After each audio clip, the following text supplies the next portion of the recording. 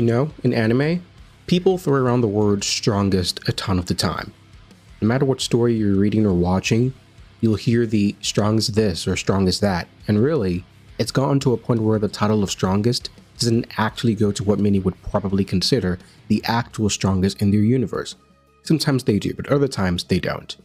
Despite that, it doesn't make it any less exciting when said strongest character is led into action, because really, those characters are usually one of the most entertaining types of characters to have in a story. So when we come into the world of Bleach and are told of the title of Kenpachi, the title given to the strongest Shinigami of any era, we are obviously intrigued and drawn to that namesake. But Kubo then takes it a step further in the final arc, introducing a character referred to and revered as the strongest Sternritter. So strong that Yuha had to create an especially potent cage to restrict his movement so as to prevent him from causing any more damage than he's worth. A character that no other Sternritter wanted to anger or even talk to. Gremmy Tumyu, I think is how you say it.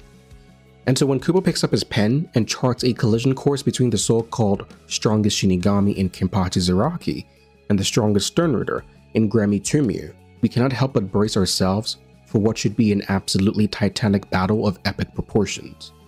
And that's what we got. Kubo crafted a battle of sheer insanity that served as a way to prove just how utterly ridiculous of a fighter Kenpachi Zaraki is, by simultaneously showcasing the limitations of the human psyche. This is my analysis on one of the most anticipated battles in modern Bleach history. Kenpachi versus Gremmy. I hope you enjoy it.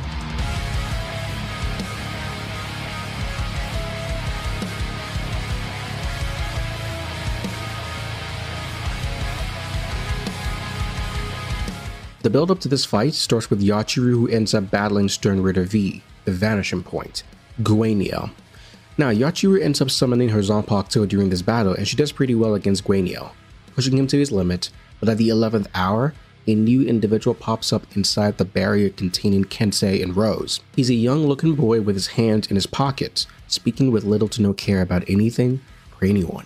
He says he cannot imagine a world where Gueniel exists, and Gueniel, simply put, just bursts open with nothing left but blood splatters everywhere. He then proceeds to kill Kensei and Rose without striking them, and then, by using his power of imagination, making his imaginations reality, he turns Yachiru's bones into cookies and is about to kill her when an explosion occurs to reveal Kenpachi, returned from his death training with Yachiru Unohana. Gremmy recognizes how powerful Kenpachi is and raises the ground beneath them, positioning it high in the skies of Soul Society.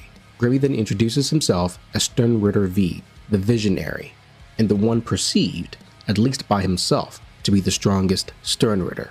Kenpachi is unfazed and simply takes a swing at Gremmy's shoulder, who does not react, keeping his hands in his pockets. By imagining his body to be sturdier than the strongest steel, he was able to block Kenpachi's swing, but as he soon comes to find out, that won't be enough to defeat Kenpachi, who cuts Gremmy's shoulder and puts him down on one knee. If you were going to make yourself as strong as steel, then I would have sliced with enough force to cut steel in the first place. Kenpachi places his sword on his shoulder as he always does, and Kubo crafts one of the greatest panels in Bleach history in my opinion. There ain't a damn thing your little brain can come up with that I won't be able to slice through. Because I am the Kenpachi. There's a fundamental difference between Zaraki calling himself the Kenpachi from Zaraki all these chapters in Bleach, but after battling Unohana and killing her, he has truly inherited the name, and for the first time, for the first truly official time, Kenpachi refers to himself as the Kenpachi. That name is no longer shared with any living Shinigami. There is only one, and you're looking right at him. The squad 11 members around the Sarate all feel his Ryatsu and their morale is raised, knowing that their captain has come to the battlefield. Gremmy heals his wounds and tells Kenpachi that he won't even need to lift a finger to defeat him. He plans to defeat Kenpachi using only his mind. He creates a wave of lava and launches it at Kenpachi, who slices it in half. The lava spills to both sides of where Kenpachi is standing, and it almost hits Yachiru, who remains motionless. Kenpachi calls for her to move, but Gremmy explains that he turned her bones into cookies. The funny thing about this interaction is that Kenpachi doesn't know what a cookie is. That garnered a chuckle out of me, I won't lie. Kenpachi launches at Gremmy again, who traps him inside a cube of water. He then proceeds to open up the earth and drops Kenpachi into the ground and then closes the ground over him. Now, just to be clear, Gremmy does not expect this to kill Kenpachi, but he's interested to know if Kenpachi will survive being unable to breathe for a long period of time. The ground shatters open and Kenpachi launches a rock towards Gremmy, who uses his imagination to literally just pop the rock out of existence. Kenpachi immediately follows that up by striking down on Gremmy while holding Yachiru, but Gremmy creates a beam of some kind to parry the blow. Here, we learn that Yachiru's bones are back to normal, which essentially means that Gremmy became so focused on his battle with Kenpachi that he couldn't continue to think or imagine a world where Yachiru's bones were cookies. Kenpachi cuts the beam Gremmy summoned as well, and then that causes another explosion. In the distance, Askin Naklavar is watching the battle, and he too validates the level of hype around Gremmy, giving more credence to the notion that maybe Gremmy is perceived to be the strongest Sternritter to other Sternritters. Askin doesn't even know why he was released onto the battlefield, and wants to get as far away as he can from the fight because he'll get caught up in the crossfire.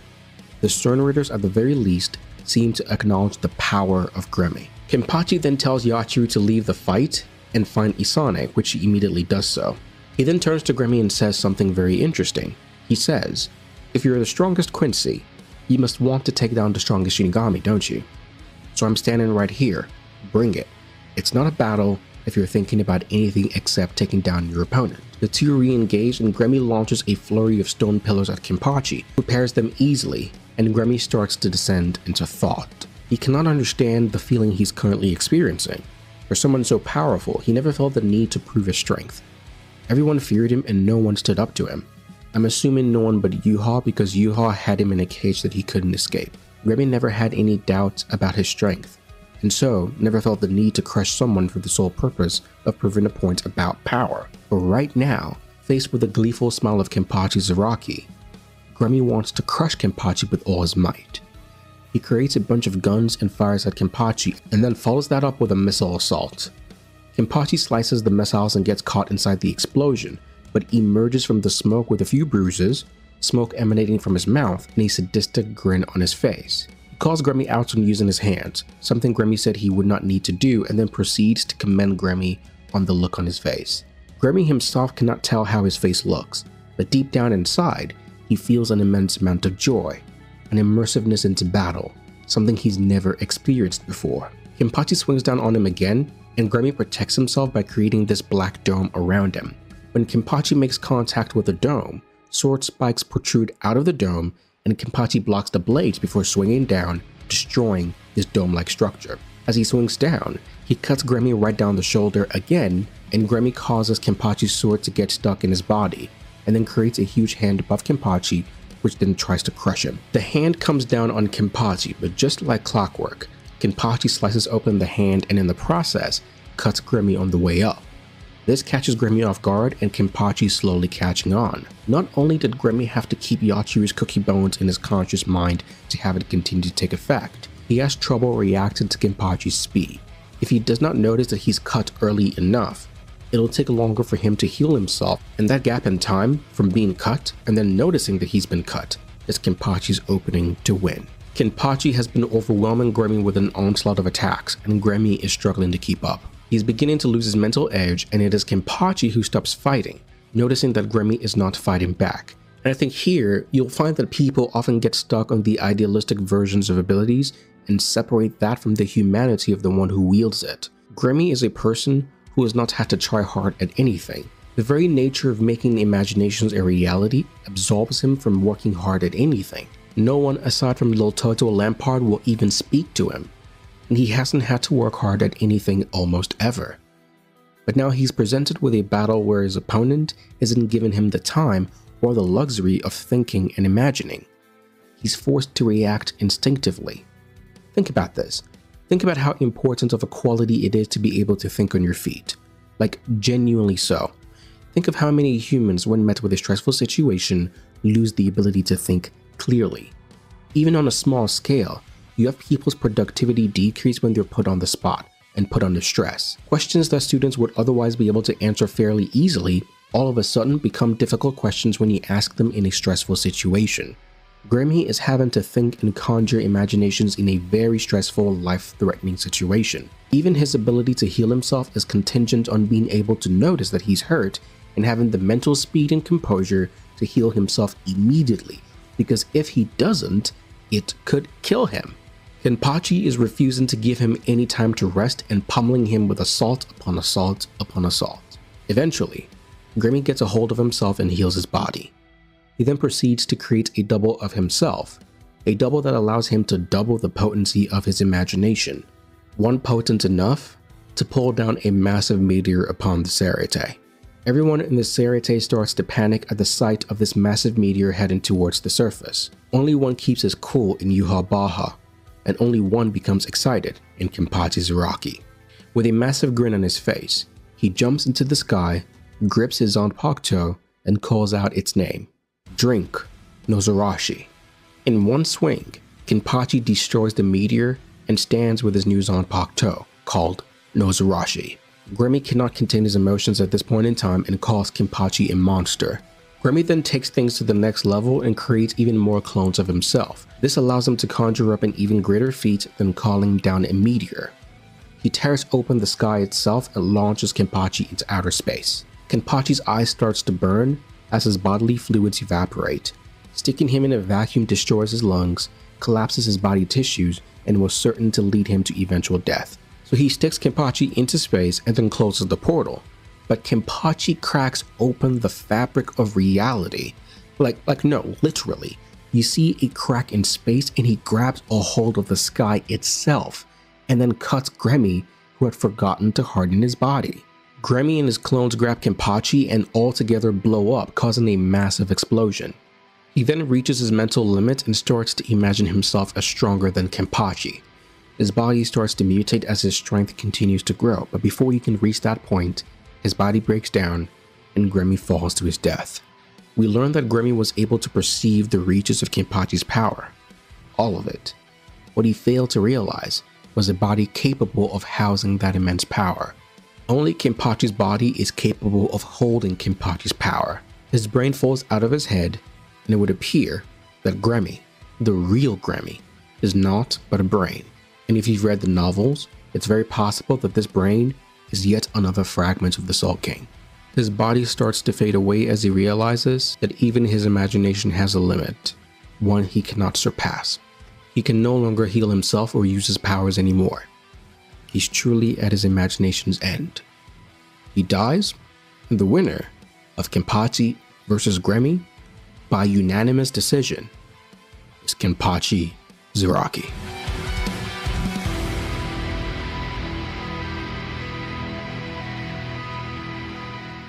I know that Gremmy's use of his powers is a subject of great conversation in the community, so I want to give my 2 cents here. I've already stated some of this before, but I'll restate it here and add some more context to it, okay? We've been in Kubology this whole video, but I'm gonna need you to get really into your Kubology mode for this part, alright? Gremmy has the power of imagination. He can make things he imagines into reality. However, that does not mean that his abilities are limitless. In fact, there are tons of limitations as shown in this battle, just not explicitly told. For one, Gremmy cannot imagine a person dead or wipe them from reality. This is not an opinion here. This is just what Kubo showed us. Gremmy erased the vanishing points from reality, but that was because the vanishing point was already a figment of his imagination. He created a life form using his imagination and then wiped away that life form from existence. He did not do that to anyone else, and there is no reason to believe that he can do that. On the point of turning other people's body into something else, the one thing I will say about that, there is one example of him influencing the physical status of another being. That was when he turned Yachiru's bones into cookies. In that instance, it is very clear that he made physical contact with Yachiru and then turned her bones into cookies. He does not even try to do this with Kenpachi. On one end, it's because he doesn't want to, and on the other, it could very well be because he couldn't. Beyond that, even for those he is able to physically alter, he has to continue to consciously think about what he's imagined into their bodies or they will revert back to normal. After getting overwhelmed by Kenpachi's assault, he forgets about Yachiru and her body goes back to normal. That is another clear limitation he has. He must continue to actively, consciously think about the thing he did to his victim for it to remain. And once it deactivates, he cannot just turn it back on, or he would have. If it were that simple, he would have just made her bones cookies again, but he doesn't. Whether it be because he doesn't want to or isn't able to is up to you, the reader. He even has a set limit for how long he can go before bodily damage becomes permanent. Kubo clearly shows that if he notices his wound too late and does not heal himself, he could die. It's not like he's not getting hit. He's absolutely getting hit. A sword strike of a certain strength will kill him. If he does not notice said sword strike early enough before it hits a fatal point, he will 100% die before he has the opportunity to heal himself. It's like Ryuken did against the Menos Grande. The thing about high speed or instant regeneration is that you have to kill them before they can do it. Gremmy's healing powers work like that. It seems to me that Gremmy's power of imagination allows him to conjure up third-party items that in effect do the killing for him. He cannot simply just jump to death. There has to be a middle step, a means to an end, an object, an idea, or a created circumstance that then kills his opponents. He creates lava that melts, cubes of water that drown. He opens up the earth and closes it again. He conjures up massive hands, nukes, and military weaponry, and all manner of objects to take Kenpachi down. It's still impressive, but it's clearly limited. From there, Kubo shows you that not all imaginations are created equal. In order to summon the meteor, he has to create a double of himself and combine their imaginative powers to bring down the meteor. And then, in order to pull off an even greater imaginative power, he creates, by my count, 7 copies of himself, and together they open up a rift in space and drop Kenpachi into it and then close it. There's a clear increase in imaginative creations that are directly connected to the amount of energy he's exerting. And then, just to ground Gremmy's character into a way that's more understandable, it is 100% possible for an individual to be mentally drained without physically having to move a finger. Mental strain is a legitimate thing that exists, and it does have negative effects when taken to a high degree. Gremmy is fighting Kenpachi Zaraki with his mind. It's easy to sit back on a chair and call out criticisms on how he's fighting and conducting himself when humanity has the same ability Gremmy has. We as humans have the ability to make our imaginations reality. Obviously, it's not to the literal same degree, and it's not as fast, but we can do it. We have done it. We imagined men flying and created items that allowed us to fly. We imagined going into space and created a means to get there. We put men on the moon and put men deep in the oceans. We live in a literal world that was nothing but someone's imagination years ago. We have the visionary ability. It is the desire, the ability to initiate said desire, and the creation of the outcome that is desired. Think about it. Consider this. There are 24 hours in a day. You have the ability to eat right, to abstain from destructive behaviors, whether it be alcohol, drugs, smoking, obesity, or whatever. You have the literal ability to take 1 hour per day to clean your room, an hour per day to hit the gym, an hour per day to dedicate yourself to your craft, and so on. But tell me, does everyone do so? No, obviously they don't. They could if they wanted to. They can if they choose to, but they don't. Gremmy is human, and his usage of his powers is flawed, the same way we as humans do not utilize our own humanity to its greatest strengths. People read this fight and think Kubo limited Gremmy out of a lack of writing proficiency. Gremmy summoned a meteorite and opened up a hole in reality, dropped the dude in there and closed it up. Believe me, he tried. Kenpachi is the one who went beyond anything we imagined he could do. I did not foresee Kenpachi cutting through space and time with cracks in the sky and his hand literally grabbing a hold of the reality. I did not see that coming. It's nuts. Kenpachi versus Gremmy is the most insane, ridiculous, and hysterical battle in all of Bleach. A battle of sheer madness, breaking the scales of logic and reality. And you know what? I love it. I turn it over to you, Taguchi. Make this fight amazing. Show everyone how immense of a battle this is. I will be there day one, no matter what. Thanks for watching, guys. If you enjoyed this video, and if you want more videos like this, please be sure to like, comment, most of all, subscribe. This is your boy Rebirth, signing out until the next Kubology video. Peace out.